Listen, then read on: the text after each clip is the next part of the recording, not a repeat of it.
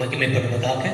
ஆண்டவர் கடந்த 15 நாட்கள் இந்த மாதத்திலும் ஆண்டவர் அற்புதமாய் நடத்தி, ஆண்டவர் இந்த 16வது நாளையும் ஆண்டவர் காணும்படி, இதன் வாயிலாக உங்களோடு கூட கர்த்தரை ஆராதிக்கும்படி கர்த்தர் கொடுத்த நல்ல தருணங்களை நினைத்து நான் கர்த்தரை துதிக்கிறேன். அவர்கள் அவரை நோக்கி பார்த்தார்கள், அவருடைய முகங்கள் வெட்கப்பட்டு போகவில்லை, பிரகாசம் அடைந்தது. கர்த்தரை துதிக்க என்னோடு கூட இணைந்திருக்கிற தெய்வ பிள்ளைகளை, என்னோடு கூட உற்சாகமாய் ஆண்டவரை துதியுங்கள், அவரை நோக்கி பாருங்கள், உங்களை ஆண்டவர் பிரகாசிக்கப்படுவார்.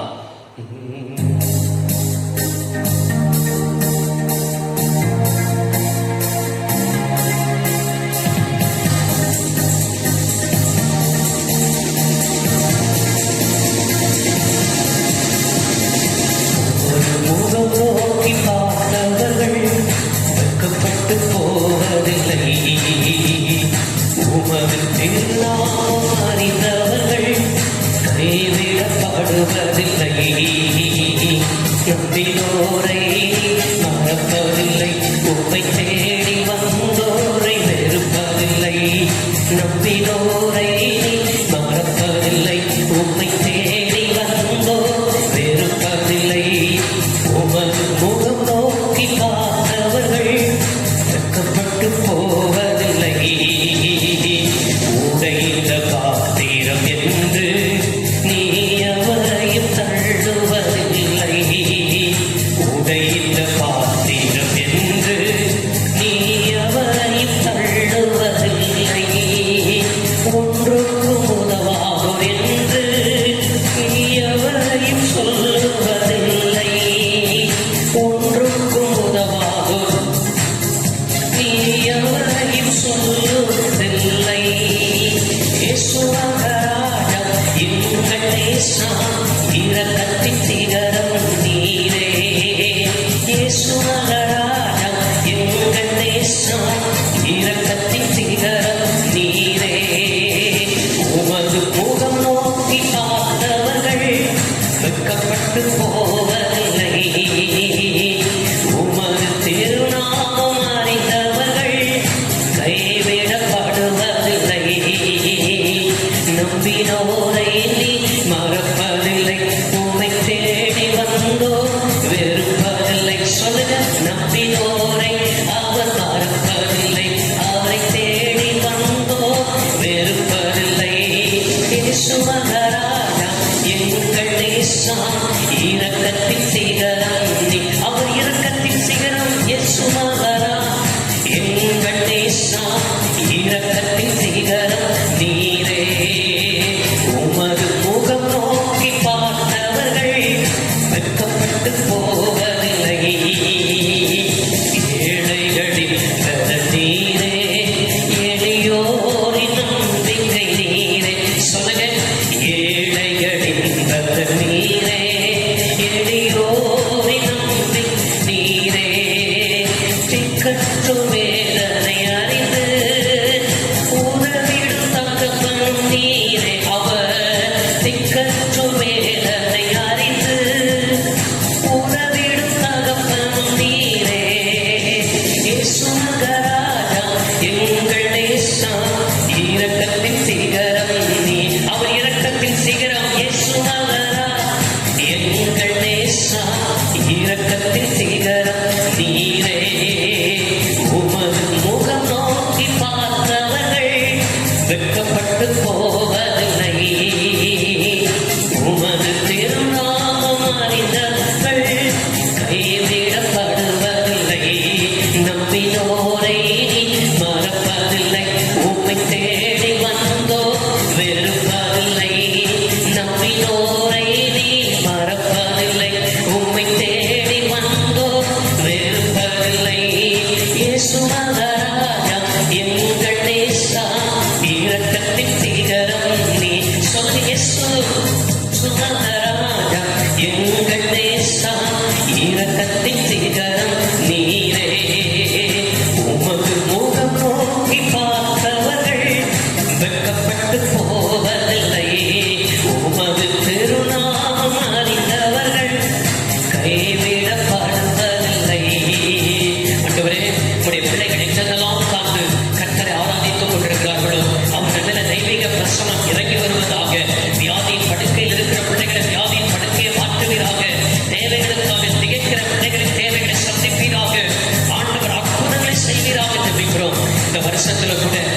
வெட்கப்படுவதில்லை, இனி உன் முகம் சென்று போவதில்லை என்று வாக்கு பண்ணின தகப்பன் அப்படியே கர்த்தர் செய்தருளுவீராக.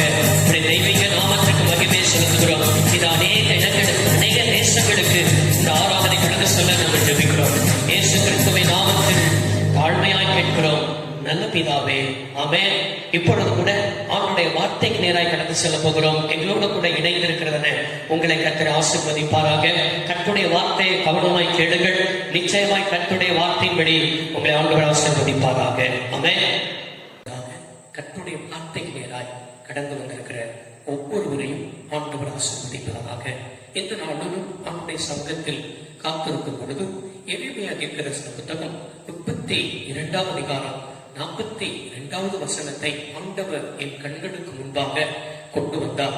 நான் இந்த ஜனத்தின் மேல் இந்த பெரிய தீங்கையெல்லாம் வரப்பண்ணினது போல அவர்களை குறித்து சொன்ன எல்லா நன்மையையும் அவர்கள் மேல் வரப்பண்ணுவேன் என்று கர்த்தர் சொல்கிறார். வானத்தையும் பூமியையும் உண்டாக்கின சர்வ வல்லமையுள்ள தெய்வமே, இந்த வார்த்தையை எல்லாம் உட்கார்ந்து இந்த காணொளி மூலமாய் கேட்டு ஆசீர்வாதங்களை பெற்றுக் கொள்கிறார்களோ எல்லாரும் நீ பேசும் என்று சொல்லி ஜெபிக்கிறோம். எங்கள் தெய்வம் பேசுகிற தெய்வம், நீ பேசும் நாங்கள் கேட்கிறோம். இயேசுவின் நாமத்தில் பிதாவே, ஆமே.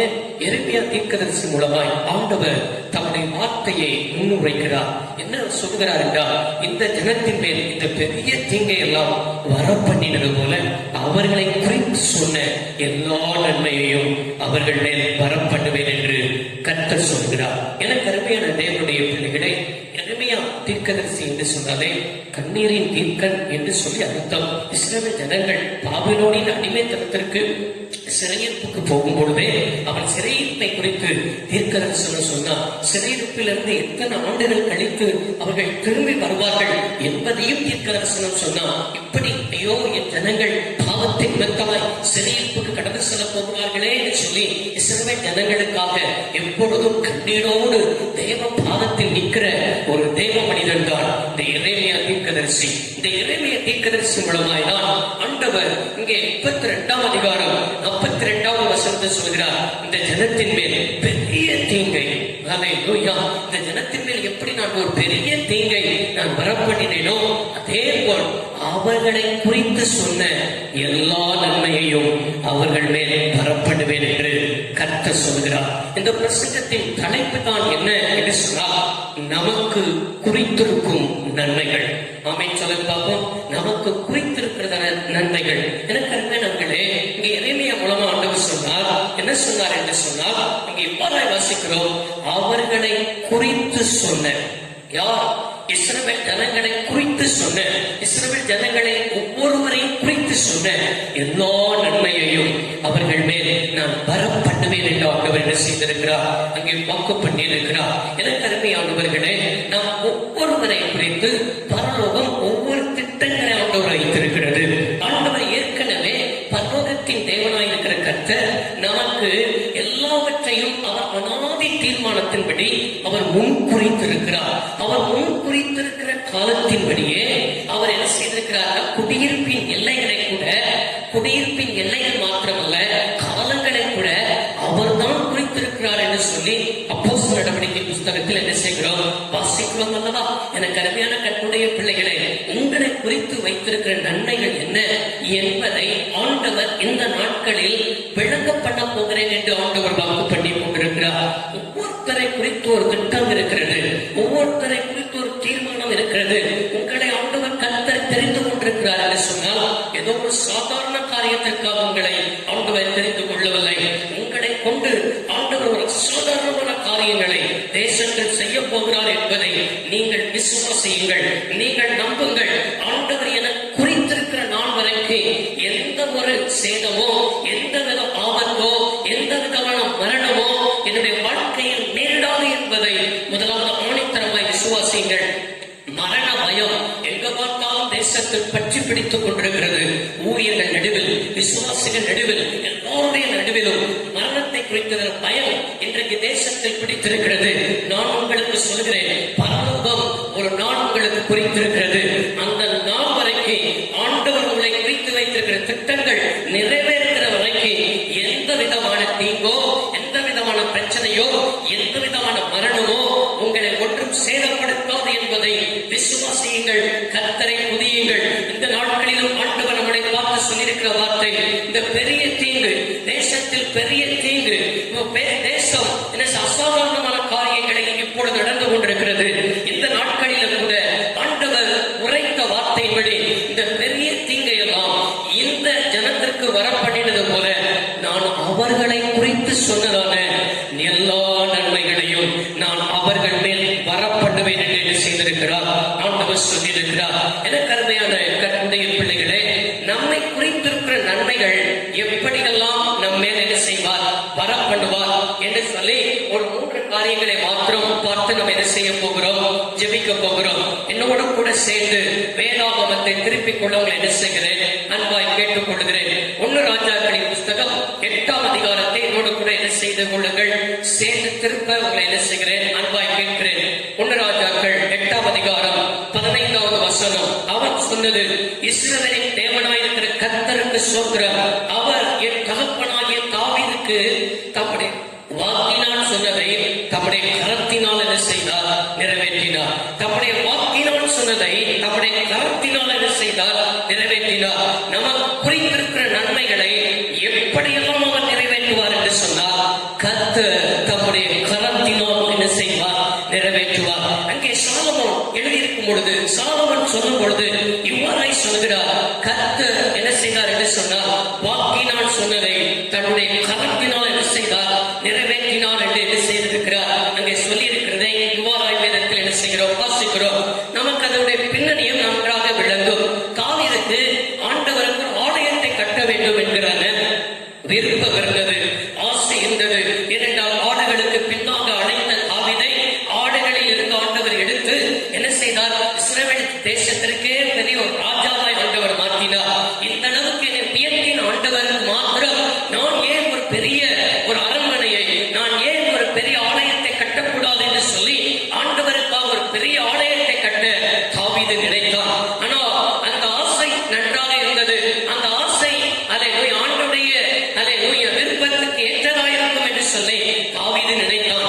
ஆனால் எனக்கு அருமையான கர்த்தருடைய பிள்ளைகளே, நல்ல ஆசையா இருக்கலாம், நல்ல விருப்பமா இருக்கலாம். ஆனால் நம்மளுடைய ஆசையோ நம்மளுடைய திட்டத்தையோ செய்வதற்கு ஆண்டவர் நம்மளை ரட்சிக்கவில்லை என்பதை நீங்கள் தெளிவாக விளங்கிக் கொள்ளுங்கள். ஆனால் ஆண்டவர் ஒவ்வொருத்தரையும் ஒவ்வொரு விசேஷித்த காரியத்திற்கு, ஒவ்வொரு காரியத்தை செய்வதற்கு ஆண்டவர் ஏற்கனவே முன்குறித்து வைத்திருக்கிறார்.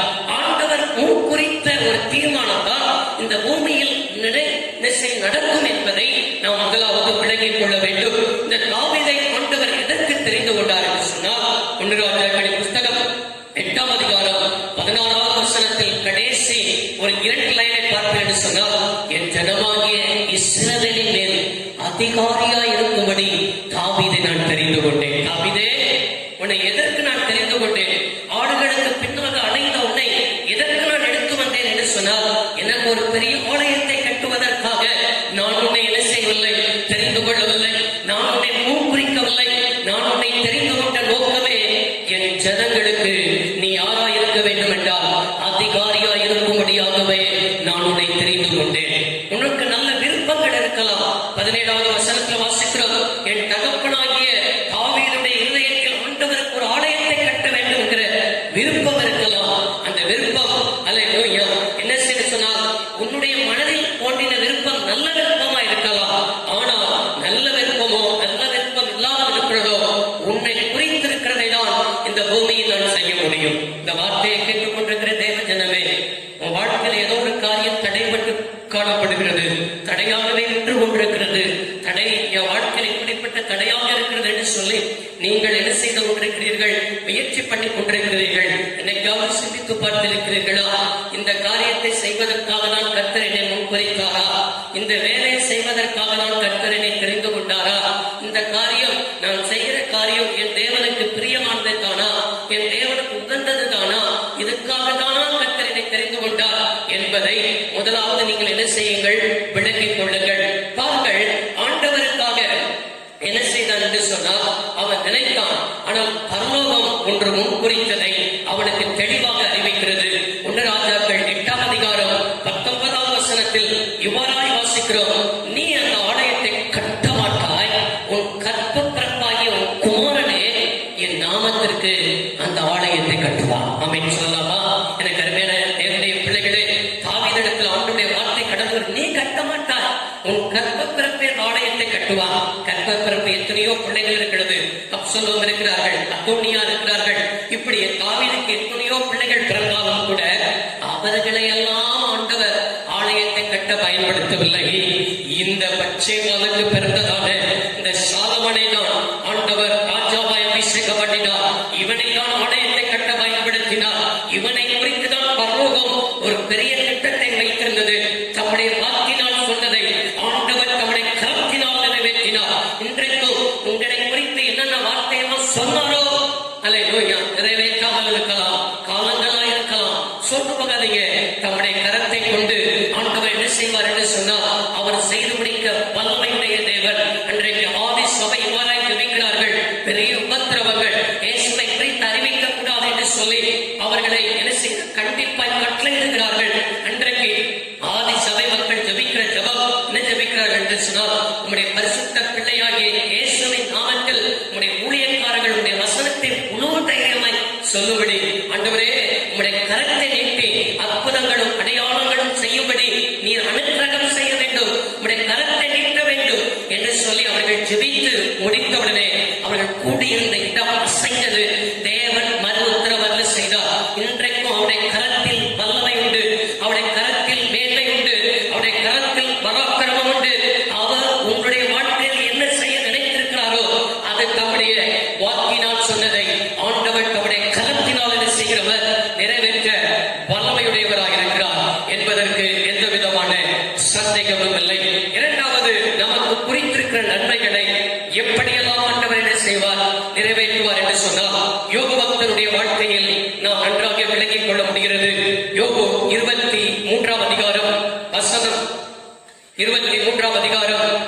13 14 இவ்வாறாய் வாசிக்கிறோம். என்ன வாசிக்கிறோம் என்றால், அவரோ என்றால் ஒரே மனமாயிருக்கிறார், அவரை திரும்பத்தக்கவன் யார், அவருடைய சித்தத்தின்படி எல்லாம் செய்வார், எனக்கு குறித்திருக்கிறதை அவர் நிறைவேற்றுவார். இப்படிப்பட்டவைகள் இன்னும் அநேகம் அவரிடத்தில் உண்டு. ஆமென். எனக்கு குறித்திருக்கிறதை அவர் நிறைவேற்றுவார். இப்படிப்பட்டவைகள் இன்னும் அவரிடத்தில் அநேகம் உண்டு. எனக்கு குறித்திருக்கிறதை மாத்திரம்தான் அவரிடத்தில் உண்டு என்று அல்ல, இப்படிப்பட்டவை இன்னும் அநேகம் அவரிடத்தில் என்ன செய்ய சொன்னால் உண்டு. அப்படி என்றால் அதற்கு முன்பாக என்ன சொல்கிறனா, அவருடைய சித்தத்தின்படி எல்லாம் செய்வார். நமக்கு குறித்திருக்கிற நன்மைகளை எப்படியெல்லாம் நிறைவேற்றுவார் என்று சொன்னால், கர்த்தர் தம்முடைய சித்தத்தின்படி என்ன செய்வார், நிறைவேற்றுவார். எனக்கு அருமையானவர்களே, என் சித்தம் அல்ல உம்முடைய சித்தம் என்பதை எந்த மனிதன் ஆண்டுடைய சமூகத்தில் தாழ்த்தி ஒப்புக் கொடுக்கிறானோ அவனுடைய சித்தத்தின்படி நம்முடைய வாழ்க்கையில் எனக்கு குறித்திருக்கிறதை அவன் நிறைவேற்ற அவர் வல்லமை உள்ளவராக இருக்கிறார். இந்த யோபு பக்தனுடைய வாழ்க்கையில் எனக்கு குறித்திருக்கிறதை அவன் நிறைவேற்றுவார் என்று சொல்லும் பொழுது அவன் எப்படிப்பட்ட சூழ்நிலையில் இருந்தான் என்பதை நாம் முதலாவது என்ன செய்ய வேண்டும், விளங்கிக் கொள்ள வேண்டும். யோபு 23 அதிகாரம் 2வது வசனத்தில் கடைசியில் இவ்வாறாய் சொல்கிறது. என்ன சொல்கிறது என்றால், என் தவிப்பை பார்க்கலும் என் பாதை கடினமானது. அவனுடைய வாழ்க்கையில் என்ன செய்ய சொன்னால், வாதை அதாவது வியாதி அவனுக்கு கொடூரமா இருந்தது. சரீரமெல்லாம் நாற்றம் எடுக்கிற நேரம், சுவாசம் வேறுபட்டு காணப்படுகிற நேரம், எல்லாம் இழந்த நேரம், அவன் எந்த ஒரு ஆதரவும் இல்லாதபடி அவன் தவித்துக் கொண்டிருக்கிறான். அப்படிப்பட்ட தவித்துக் கொண்டிருக்கிறது அந்த வேலையில கூட அவன் சொல்கிறான், என் தவிப்பை பார்க்கலும் என் வாதை கடினமா இருக்கிறது. அந்த சூழ்நிலையிலும் எனக்கு குறித்திருக்கிறதை அவன் நிறைவேற்ற வல்லவர் என்பதை அவன் அறிக்கையிடுகிறான். எனவே தன்னுடைய பிள்ளைகளை உங்களுடைய வாழ்க்கையில் தேவனுடைய சித்தம் என்ன என்பதை முதலாவது விளங்கிக் கொள்ளுங்கள். உங்களுடைய பிள்ளைகளுடைய வாழ்க்கையில் தேவனுடைய சித்தம் என்பதை விளங்கிக் கொள்ளுங்கள். தனிப்பட்ட வாழ்க்கையில் தேவனுடைய சித்தம் என்பதை விளங்கிக் கொள்ளுங்கள்.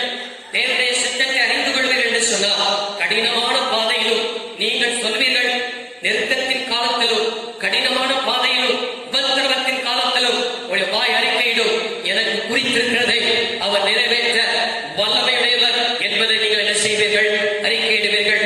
அந்த நேரத்தில் யோபு பக்தனுக்கு எப்படியாவது ஆண்டவரை பார்க்க வேண்டும் என்கிறதான ஒரு ஆசை வருகிறது. என் நீதியை நான் ஆண்டவரிடத்தில் விலக்கி சொல்ல வேண்டும். ஏனென்று சொன்னால் நான் என்னிடத்தில் எந்த ஒரு பாவமும் எந்த ஒரு தீங்கும் இல்லாதபடி காணப்படுகிறதே. ஏன் என்னுடைய வாழ்க்கையில் இப்படிப்பட்ட வாதை, ஏன் என்னுடைய வாழ்க்கையில் இப்படிப்பட்டதான தவிப்பு என்று சொல்லி என்னுடைய நீதியை என் ஆண்டவரிடத்தில் சொல்ல வேண்டும் என்று ஆண்டவரை தேடுகிறார். அதே யோபு 23ஆம் அதிகாரம் 8வது வசனத்தில் வாசிக்கிறேன். நான் முன்னாக போனாலும் அவர் இல்லை, பின்னாக போனாலும் அவரை காணேன். இடதுபுறத்தில் அவர் கிரியை செய்தும் அவரை காணேன், வலதுபுறத்தில் நான் அவரை காணாதபடி ஒளிந்திருக்கிறார் என்று என்ன செய்கிறான்? அவன் சொல்லுகிறான், முன்பாக பார்க்கிறேன், பின்பாக பார்க்கிறேன், நான் அவரை பார்க்க முடியவில்லை, என் நேசரை பார்க்க முடியவில்லை, அவருடைய சத்தத்தை கேட்க முடியவில்லை, அவருடைய வார்த்தையை கேட்க முடியவில்லை என்று சொல்லி அவன் கதறி கொண்டிருக்கிறான். நேசரை பார்க்காதபடி அவருடைய வாழ்க்கை இருள் சுத்த அனுபவங்கள் காணப்படுகிறது. இந்த நாட்களிலும் கூட அல்லேலூயா இருள் சுத்த அனுபவங்கள் குடும்பத்தில் இருக்கிறதா? அவருடைய வார்த்தையை கேட்காதபடி, அவரிடத்தில் பேசாதபடி, எவ்வளவோ ஜெபித்தாலும் அவரிடத்தில் பதில் வராதபடி மௌனமாய் இருக்கிறதை போல உங்க வாழ்க்கையில் காணப்படுகிறதா? அறிக்கையிடுங்கள், எனக்கு குறித்திருக்கிறதை என் தேவன் நிறைவேற்ற அவர் வல்லமையுடையவர். கரங்களை உயர்த்தி ஆமென் சொல்லுங்கள். ஆமென் அல்லேலூயா. அதே 23ஆம் அதிகாரம் யோபு 10வது வசனம், நான் போகும்படியை அவர் அறிவார், அவர் என்னை சோதித்த பின்பு நான் பொன்னாக என்ன செய்வேன், விளக்குவேன் என்று அறிக்கையிடுகிறார். சோதனையான நேரம், சோதனையின் பள்ளத்தாக்குகள் அவருடைய வாழ்க்கையில் வருகிறதான நேரத்திலும் கூட அவன் வாழ்க்கையில் சோர்ந்து போகவில்லை. நான் அவர் என்னை சோதித்த பின்பாக நான் பொன்னாக விளக்குவேன் என்பதை அவர் அறிக்கையிடுகிறதை அங்கே என்ன செய்யப்படுகிறது, வாசிக்க முடிகிறது. இன்றைக்கும் என கருமையான கட்டுடைய பிள்ளைகளே, சோதனை நேரத்தில் சோர்ந்து போவாய் என்றால் உன் பலன் குறுகினதா என்ன செய்யப்படுகிறது, காணப்படுகிறது. சோதனை நேரத்தில் தான் கர்த்தரோடு கூட இருக்கிறார் என்பதையும், என் தேவன் அவர் உயிரோடு கூட இருக்கிறார் என்பதையும், அவர் சொந்த கண்களினால் அவரை பார்ப்பேன் என்பதையும் நாம் அறிக்கையிட வேண்டும். அறிக்கையிட பிசாசு வெட்கப்பட்டு போவான். தேவன் ஜெயமெடுக்கிறவராய், ராஜாதி ராஜாவாய் உங்களுக்கு முன்பாக அவர் கடந்து செல்கிறவராய் அவர் இருக்கிறார். மூன்றாவது, நமக்கு குறித்திருக்கிற நன்மைகளை அவர் எப்படியெல்லாம் நிறைவேற்றுவார் என்று சொன்னால், அதே சங்கீதம் 105ஆம் சங்கீதத்தை என்னோடு கூட சேர்த்து திருப்பிக் கொள்வீர்கள் என்று சொன்னால், 105ஆம் சங்கீதம் 19ஆம் வசனத்தில் இவ்வாறாய் வாசிக்கிறோம், கர்த்தர் சொன்ன வார்த்தை நிறைவேறும் அளவும் அவருடைய வசனம் அவனை புடமிட்டது. கர்த்தர் சொன்ன வார்த்தை நிறைவேறும் அளவும். இங்கே யோசேப்பை குறித்து நம்ம என்ன செய்கிறோம், வாசிக்கிறோம். யோசேப்புடைய வாழ்க்கையில் ஆண்டவர் ஏற்கனவே ஒரு சொப்பனத்தை ஆண்டவர் கொடுத்தார், ஒரு தரிசனத்தை ஆண்டவர் கொடுத்தார். என்ன கொடுத்தார்? சூரியனும் சந்திரனும் 11 நட்சத்திரங்களும் அவனை வணங்குவதாக ஆண்டவர் ஒரு தரிசனத்தை கொடுத்தார். அப்படி என்றால் அவருடைய சகோதரர்கள் எல்லாரும் அவனுக்கு முன்பாக வணங்குவார்கள் என்பதுதான் அந்த தரிசனம். எனவே எனக்கு அருமையான கர்த்தருடைய பிள்ளைகளே, இந்த வார்த்தையை கேட்டவுடனே தான் சகோதரர்கள் அவன் மேல் பகைத்தார்கள், அவனை கொன்று போட வேண்டும் என்று சொல்லி என்ன செய்தார்கள், நினைத்தார்கள். இப்படிப்பட்ட நேரத்தில் தான் அவனை என்ன செய்தார்கள், குழியில தள்ளி போட்டார்கள். அவனை என்ன செய்தார்கள், எகிப்தியருக்கு வித்து போட்டார்கள். இதெல்லாம் நமக்கு தெரிந்த ஒரு சம்பவம் தான். ஆனால் ஆண்டவர் அவனை குறித்து வைத்திருக்கிறதான திட்டங்கள், தரிசனங்கள் நிறைவேறும் வரைக்கும் வசனம் சொல்கிறது, கர்த்தர் சொன்ன வார்த்தை நிறைவேறும் அளவும் அவனுடைய வசனம் அவனை புடமிட்டது. மூன்றாவது, நம்முடைய வாழ்க்கையில் நம்மை குறித்திருக்கிற, நமக்கு குறித்திருக்கிற நன்மைகளை எப்படியெல்லாம் நிறைவேற்றுவார் என்றால், கர்த்தர் தம்முடைய வார்த்தையினால் அவர் நிறைவேற்றுவார். வார்த்தையினால், வசனம் அவனை என்ன செய்தது, புடமிட்டது. இன்றைக்கும் உங்களுடைய வாழ்க்கையில ஏதோ ஒரு புடமிடுகிறதை போல அனுபவங்கள் உணர்ந்து கொண்டிருக்கிறீர்களா? உங்களை குறித்து இருக்கிறதான நன்மைகள், உங்களை குறித்திருக்கிற ஆசீர்வாதங்கள் நிறைவேறுவதற்காக தான் கர்த்தர் என்ன செய்திருக்கிறார் என்றால், புடமிடுவதற்கு என்ன செய்கிறார், அனுமதிக்கிறார். நீங்கள் அதனால சோர்ந்து போக்காதீர்கள். அவருடைய வாழ்க்கையை பாருங்கள். 115ஆம் சங்கீதம் 17ஆம் வசனத்தில் வாசிக்கிறோம், யோசேப்புடைய வாழ்க்கையில் யோசேப்பு சிறையாக விற்கப்பட்டான். ஒன்றும் செய்யவில்லை, ஆனால் சிறையாக என்ன செய்கிறது, விற்கப்படுகிற அனுபவம். போத்திபாருடைய வீட்டில் போத்திபாருடைய மனைவியை தவிர எல்லாமே அவருடைய கைகளில் என்ன செய்யப்படுகிறது, கொடுக்கப்படுகிறது. ஆனால் போத்திபாருடைய மனைவி அவனிடத்தில் தவறாக நடந்து கொள்வதை என்ன செய்து சொன்னால், அவனிடத்தில் தவறாக நடந்து கொள்ள முயற்சி பண்ணுகிறார். ஆனால் இவன் எந்த தவறும் செய்யவில்லை, ஆண்டவருக்கு பயந்தவனாய் இருக்கிறான். செய்யாத குற்றங்கள் இவன் மேல சுமத்தப்படுகிறது. அதை குறித்து ஆதியாகமம் 39ஆம் அதிகாரத்தில் வாசிக்கிறோம். சிறைச்சாலையில் அவனை தூக்கி போடுகிறார்கள். வேதத்தில் இவ்வாறாய் வாசிக்கிறோம், கர்த்தர் யோசேப்போடு இருந்து அவன் மேல் கிருபை வைத்து சிறைச்சாலை தலைவனுடைய தயவு அவனுக்கு கிடைக்கும்படி என்ன செய்தார். சிறைச்சாலையில் இருந்தாலும் செய்யாத குற்றங்கள் அவன் மேல் சுமத்தப்பட்டாலும் அது மத்தியிலும் தேவன் அவனோடு கூட என்ன செய்தார், இருந்தார் என்பதை நம் வேதத்தில் வாசிக்கிறோம். அதே 105ஆம் சங்கீதம் 18வது வசனத்தில் வாசிக்கிறோம், அவன் கால்களை விலங்கு போட்டு ஒடுக்கினான். எத்தனை ஒடுக்கங்கள்! அவன் பிராணம் இரும்பில் அடைப்பட்டு இருந்தது. எல்லா சூழ்நிலையிலும் ஒடுக்கம், நெருக்கம், அல்லேலூயா, சிறைச்சாலை, இப்படிப்பட்ட அனுபவங்கள் எல்லாம் ஏன் நம்முடைய வாழ்க்கையில் இருக்கிறது, ஏன் அவன் வாழ்க்கையில நடந்தது என்று சொன்னால், அல்லேலூயா, அவன் எகிப்துக்கு கடந்து செல்ல வேண்டும். எகிப்துக்கு கடந்து சென்றால் மாத்திரம்தான் அல்லேலூயா அங்கே தேசத்தில் என்ன செய்யணும், உயர் அதிகாரியாய் நிறுத்தப்பட முடியும். அல்லேலூயா, அங்கே எகிப்தில் இருக்கிற பார்வோனுக்கு சொப்பனத்தை காண்பிக்க வேண்டும். சொப்பனத்தின் அர்த்தங்களை இவன் சொல்ல வேண்டும். அதற்கு இவன் சிறைச்சாலைக்கு போக வேண்டும். எல்லாம் தேவன் முன்குறித்தது.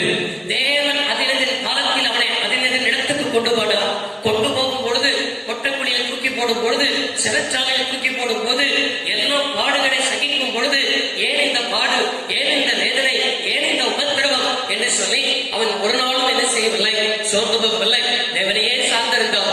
தேவன் அவனோடு கூட இருந்தார். அந்த பாதை வழியெல்லாம் ஏன் நடத்தினார் என்று சொன்னால், அல்லேலூயா, அங்கே நமக்கு நன்றாக விளங்கிக் கொள்ள முடியும். ஆதியாகமத்தின் புத்தகம் நமக்கு 40 அல்லேலூயா ஆதியாகமத்தின் புத்தகத்தை நீங்கள் திருப்புவீர்கள் என்று சொன்னால், அங்கே கடைசியில் யோசேப்பை என்ன செய்கிறார், சொல்கிறார். ஆதியாகமம் 50ஆம் அதிகாரம் வசனத்தில் அல்லேலூயா 20வது வசனம், நீங்கள் எனக்கு தீமை செய்து நினைத்தீர்கள், தேவனோ இப்பொழுது நடந்து விடுகிறபடி வெகு ஜனங்களை உயிரோடு காக்கும்படி அதை நன்மையாக முடிய பண்ணினார். அல்லேலூயா, வெகு ஜனங்கள் காக்கும்படி யோசேப்பை ஆண்டவர் எகிப்து தேசத்தில் உயர்த்தி வைத்தார். எகிப்து தேசத்தில் சகோதரர்கள் கடந்து சென்றார்கள். சகோதரர்கள் அவனுக்கு முன்பாக பணிந்தார்கள். கர்த்தர் அவனை குறித்து சொன்ன வார்த்தைகள், நம்மை குறித்து வைத்திருக்கிற வார்த்தைகள் கொண்டு என்ன செய்வார் என்றால், அவர் குறித்திருக்கிறதை நிறைவேற்ற அவர் வல்லமையுடையவராயிருக்கிறார். எனவே வசனம் உங்களுடைய வாழ்க்கையில் சில சமயத்தில் புடமுடுகிறதை போல இருக்கும். அந்த புடமிடுகிற அனுபவத்தை எல்லாம் சகித்துக் கொள்ளுங்கள், பொறுமையாயிருங்கள். கர்த்தர் ஒரு நாட்களை வைத்திருக்கிறார். அவர் சொன்ன வார்த்தைகள் நிறைவேறும் என்பதற்கு எந்த விதமான சந்தேகமும் இல்லை. எரேமியா தீர்க்கதரிசன புத்தகம் 1ஆம் அதிகாரத்தை நீங்கள் திருப்பீர்கள் என்று சொன்னால், எரேமியா தீர்க்கதரிசன புத்தகம் 1ஆம் அதிகாரம் 12வது வசனம், என் வார்த்தைகளை தீவிரமாய் நிறைவேற்றுவேன் என்று ஆண்டவர் எழுதியிருக்கிறார். நிச்சயமாய் அவருடைய வார்த்தையை, நிச்சயமாய் அவர் சொன்ன ஒவ்வொரு வார்த்தையையும் அவர் தீவிரமாய் நிறைவேற்ற வல்லமையுடையவராய் இருக்கிறார். கடைசியாக எரேமியா 33ஆம் அதிகாரம் 9வது வசனம், நான் அவர்களுக்கு செய்யும் நன்மையெல்லாம் கேட்க போகிற பூமியின் எல்லா ஜாதிகளுக்கும் முன்பாக அது எனக்கு மகிழ்ச்சியுள்ள கீர்த்தியாயும் புகழ்ச்சியாகவும் மகிமையாகவும் இருக்கும். நான் அவர்களுக்கு அருள் செய்யும் எல்லா நன்மையின் நிமித்தம், எல்லா சமாதானத்தின் நிமித்தம் இவர்கள் பயந்து நடுங்குவார்கள் என்று இஸ்ரவேலின் தேவனாயிருக்கிற கர்த்தர் சொல்லுகிறார். புறஜாதிகர்கள் நமக்கு செய்கிற நன்மைகளை பார்த்து, நமக்கு தருகிற சமாதானத்தை பார்த்து, நமக்கு தருகிற மகிழ்ச்சியையும் கீர்த்தியை பார்த்து புறஜாதிகள் பயப்படத்தக்கதாக கர்த்தர் நம்முடைய வாழ்க்கையில் நன்மை உண்டாக செய்வார். ஆண்டவர், என் ஜனங்கள் நான் அளிக்கிற நன்மையினால் திருப்தியாவார்கள் என்ற வார்த்தைப்படி கர்த்தர் இந்த நாட்களிலும் கூட தீங்கை வரப்பண்ணினதை போல ஆண்டவர் உங்களை குறித்து சொன்ன வார்த்தைகளை, நல்வார்த்தைகளை, நன்மைகளை வரப்படுவார். எப்படி வரப்படுவார்? தம்முடைய கரத்தினால் வரப்படுவார், தம்முடைய சித்தத்தினால் வரப்படுவார், தம்முடைய வார்த்தையினால் வரப்படுவார். சோது போகாதீர்கள், நாம் ஜெபிப்போம். வானத்தை பூமி உண்டாக்குகிற சர்வ வல்லமையுள்ள தெய்வமே, இந்த வார்த்தையை என்னெல்லாம் உட்கார்ந்து ஆண்டவரே சோதரிக்கிறோம் கேட்கிறார்களோ, இந்த ஜனத்திற்கு என்ற பெரிய தீங்கை வரப்பட்டது போல அவர்களை குறித்து சொன்ன எல்லா நன்மையையும் அவர்கள் மேல் வரப்படுவேன் என்று சொன்னவர், உங்களுடைய கரத்தை கொண்டு, உங்களுடைய சித்தத்தின்படி, உங்களுடைய வார்த்தையின்படி கர்த்தர் வரப்படுகிறதை புறஜாதிகள் கண்டு பயப்படத்தக்கதாக தேவன் கிரியை செய்வீராக. இந்த நாட்களிலுடைய பிள்ளைகளை ரத்த கோட்டைகள் மூடி மறைத்து பாதுகாப்பீராக. வாதை கூடாரத்தை அணுகாது, பொல்லாப்புகளுக்கு நேரிடாத என்ற வார்த்தை நிறைவேற கர்த்தர் அனுக்கிரகம் செய்வீராக. உடைய பிள்ளைகளை வாழ்த்தி ஆசீர்வதிக்கிறோம். கர்த்தர் கூட என்னோடு நடத்தும். இயேசுவின் நாமத்தில் பிதாவே, ஆமென்.